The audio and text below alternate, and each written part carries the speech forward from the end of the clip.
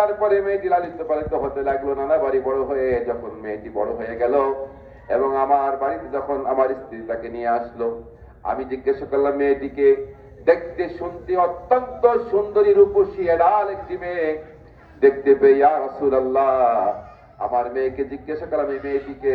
বলল এটা হচ্ছে তোমার সেই মেয়ে। আমার স্ত্রীর বিশ্বাস ছিল এই মেয়েটিকে এখন অনেক সুন্দর দেখা যায়, অতএব আমার স্বামী এখন আর তাকে মারবে না, মায়া লাগবে। ইয়া রাসূলুল্লাহ আমার শক্ত হৃদয়টা নরম হলো না। সেই মেয়েটা আমার পরিচয় দেওয়ার সঙ্গে সঙ্গে আমার শরীরে আগুন ধরে গেল। আমি আমার সেই মেয়েটিকে হত্যা করার পরিকল্পনা করলাম।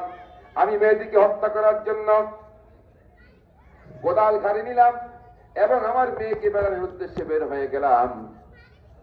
মরুভূমির মধ্যে একটা গাছের নিচে বসা করে রেখে আমি আমার মেয়েকে বসা রেখে আমি গর্ত খনন করতে লাগলাম।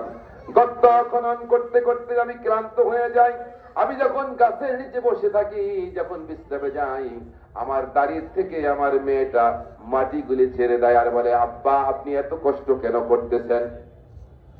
ইয়া রাসূলুল্লাহ গর্ত খনন করা হয়ে গেল, বাবলা গাছের কাঁটাগুলি গর্তের মধ্যে বিছিয়ে দিলাম।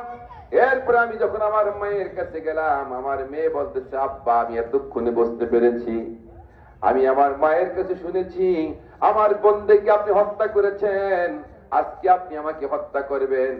আব্বা